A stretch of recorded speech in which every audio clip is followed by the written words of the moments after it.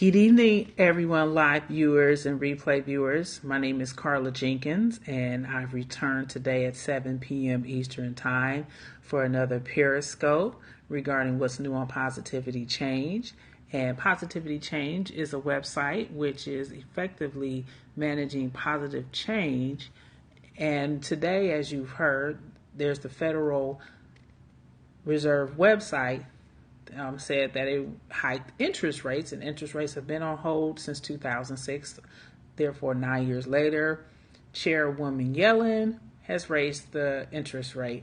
And it has gotten me thinking to write an article about how to take something like an interest rate hike and put a positive spin on it. As you know, when there's an interest rate hike, that inflation increases.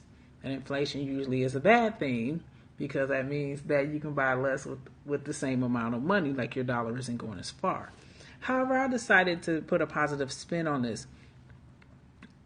Instead of worrying about what's going wrong, this is a great time to ask for a raise, because you will need more money to live off of. And the hike comes in December. It's the same time as most people's annual review, which is a year-end performance review. Obviously, the majority of people perform well. What I would recommend is that you should position yourself for a raise through your annual review. You can look at what you've done on 4 quarters, with the greatest emphasis being on this 4th quarter. Look at the 3 to 5 things that you've done very well. Those would be your core competencies that you can sell to your first line supervisor, and you will convert these 3 to 5 core competencies into an action plan. The next thing that I would recommend is that you schedule a time to talk to your boss about it. And it's very important that you discuss it now, so that you can position yourself to be ahead of everyone else, because everyone else will be looking at it the same way. By positioning yourself first, you'll be the first person that your boss thinks of getting more money.